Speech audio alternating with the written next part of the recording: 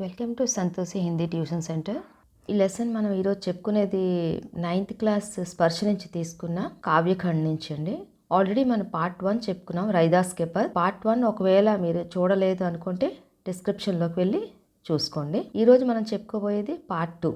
IC Lal తుజ్ bin కౌన్ కరే, గరీబ్ నివాజు గుసాయ్యా, మేరా మాతే ఛత్ర ధరే, Jackie ఛోతి జగత్ cow, लागे ता पर तुही ढरे, नीच हो ऊंच करे, मेरा गोविंद काहू ते ना डरे, नामदेव कबीर तिलोचनो सधना सैनु तरे, कही रविदास सुनहु रे संतहु हरिजीव ते సబే సరే.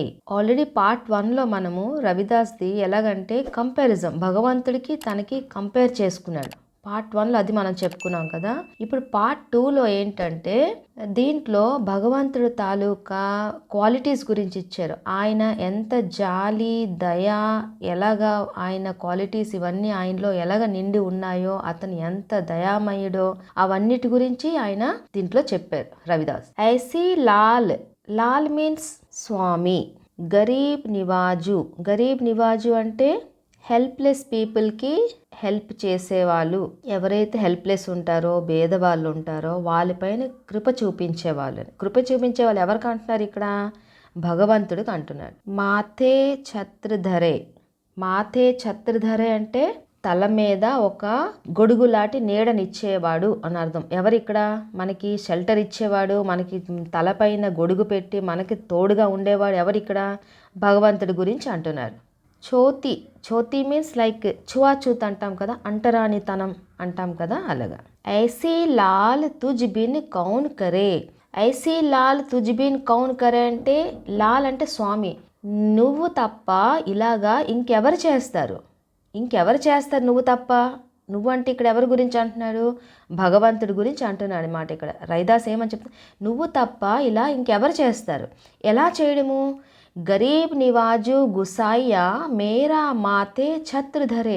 గరీబ్ నివాజు గుసాయ్యా, ఎవరైతే హెల్ప్లెస్ పీపుల్ ఉంటారో, ఎవరైతే పేదవాళ్ళు ఉంటారో, ఎవరికైతే వెనక ముందు ఎవరు చూసిన వాళ్ళు ఉండరో అలాంటోళ్ళకి తోడుగా ఉండి వాళ్ళకి నువ్వు సహాయం చేసి వాళ్ళకి తోడుగా నిలిచేవాడు ఎవరిక్కడ?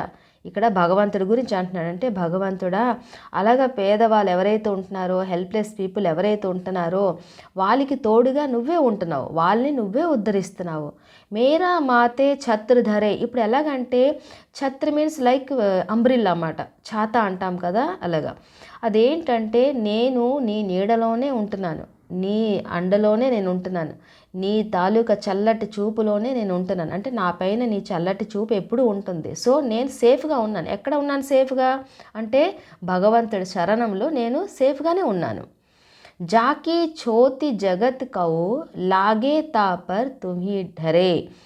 జాకీ ఛోత్ అంటే ప్రపంచంలో ఛువాఛూత్, అంటరానితనం అంటాం కదా. ఇక్కడ వీళ్ళకి ముట్టుకోకూడదు, వాళ్ళకి ముట్టుకోకూడదు, వీళ్ళకి దూరంగా ఉండాలి, వాళ్ళకి దూరంగా ఉండాలి అని ఇలాంటివన్నీ మనం అంటుంటాం కదా. సో అవన్నీ ఏంటి? ఇవన్నీ భగవంతుడు పెట్టలేదు, ఇవన్నీ మనం పెట్టుకునేవే. భగవంతుడు వచ్చేసి వీళ్ళకి ముట్టుకోకూడదు, వాళ్ళకి ముట్టుకోకూడదు, వీళ్ళు చిన్న జాతి, వాళ్ళ పెద్ద జాతి, ఇలాంటివన్నీ భగవంతుడు ఏమీ పెట్టలేదు. అలాగా ఇవన్నీ జనాలు పెట్టుకునేవే ఇలాంటివన్నీ. సో అలాగ అంటరానితనము, వీళ్ళు ముట్టుకోకూడదు, చేయకూడదు అనే వాళ్ళకి కూడా నువ్వు ఉద్ధరించావు. వాళ్ళని కూడా ఈ ప్రపంచంలో ఒక మంచి పదవిలోకి తీసుకొచ్చావు, వాళ్ళకి కూడా ప్రపంచంలో ఒక మంచి గుర్తింపుని తెచ్చావు. ఆ తెచ్చే కెపాసిటీ, ఆ టాలెంట్ ఎవరిలో ఉంది?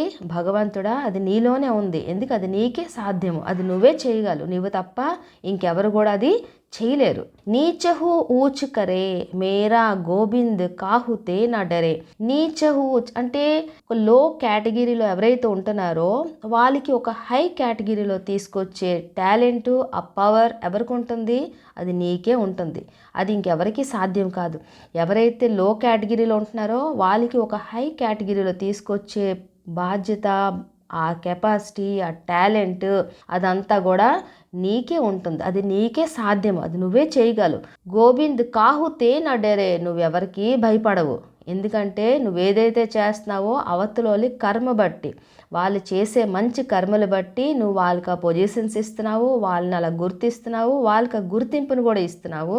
సో నువ్వెవరికి కూడా భయపడవు. నామదేవ్ కబీరు తిలోచను సధన సైను తరే. నామదేవ్ అంటే ఈయన మహారాష్ట్రలో ఒక కవి మాట.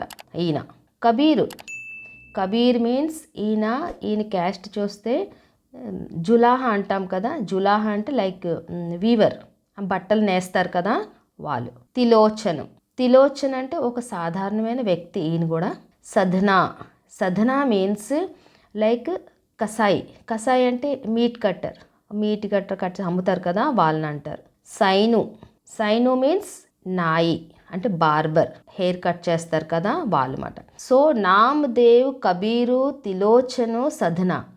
సో ఇలాంటి పర్సన్స్ని కూడా నువ్వేం చేసావు, ఒక మంచి గుర్తింపుని ఇచ్చావు వాళ్ళని కూడా.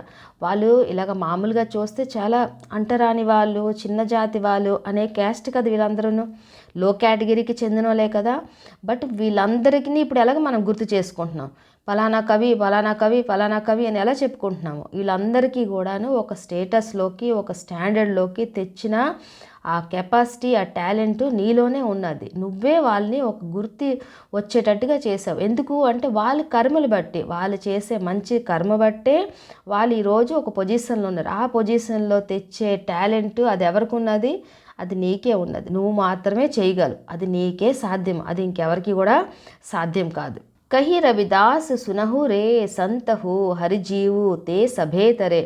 కవి రవిదాస్ ఏంటంటున్నాడు, సునరే సంతు అంటే సంతుల గురించి, ఎవరో నాలెడ్జ్ పర్సన్ గురించి, అది మన గురించే చెప్తున్నారు. వినండి, హరిజీవు తే సభేతరే అంటే భగవంతుడు అనుకోవాలే కానీ ఆయన ఏమైనా చేయగలరు. సో మనం ఏంటంటే భగవంతుడి భక్తిలో మనము లీనమైపోయి అతన్ని నమ్ముకోవాలి. అతన్ని నమ్ముకున్న వాళ్ళు ఎప్పుడు కూడాను లైఫ్లో ఏది కూడా లాస్ అవ్వరు. అతన్ని నమ్ముకున్న వాళ్ళు ఎప్పుడైనా సరే లైఫ్లో బాగుపడతారు, ఎప్పుడు కూడా ఇది అవ్వరు. సో అదే చెప్తున్నారు, సునహు రే సంతహు హరిజీవు తే సభే సరే. వినండి, భగవంతుడు తలుచుకుంటే ఏమైనా చేయగలడు, అతనికి సాధ్యం కానిదంటూ ఏమీ లేదు. ఇంకోసారి చెప్పుకుందాము. ఐసీ లాల్ తుజిబీన్ కౌన్ కరే. ఐసీ లాల్ అంటే స్వామి, ఇది నువ్వు తప్ప ఇంకెవరు చేయగలరు, ఇది నీకే సాధ్యము, నీవు తప్ప ఇది ఎవ్వరు కూడా ఇంకా చేయలేరు. ఏం చేయలేరు?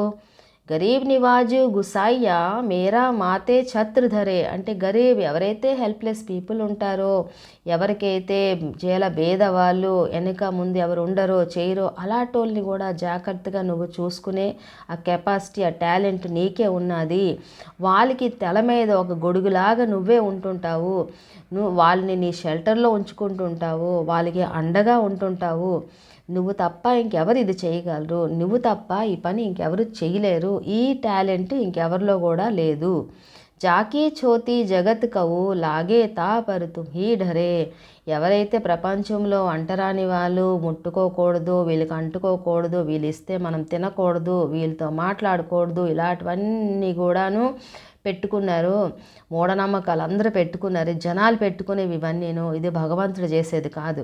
కానీ వాళ్ళని కూడా, అలాంటి వ్యక్తులను కూడా నువ్వు ఒక మంచి పొజిషన్లోకి తీసుకొచ్చావు, ప్రపంచంలో ఒక మంచి గుర్తింపుని తెచ్చావు, వాళ్ళని ప్రతి ఒక్కరు గుర్తు చేసుకునేటట్టు చేసావు. ఎందుకంటే వాళ్ళు చేసే మంచి పనులు బట్టి, మంచి భక్తి బట్టి, మంచి కర్మలు బట్టి వాళ్ళకి ఒక నువ్వు మంచి గుర్తింపునిచ్చావు.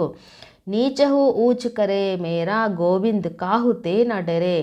ఎవరైతే లో కేటగిరీ ఉంటున్నారో వాళ్ళకి తీసుకొచ్చి ఒక మంచి పై కేటగిరీలోకి తీసుకొస్తున్నావు. ఎందుకు? వాళ్ళు చేసే మంచి పనులు బట్టి.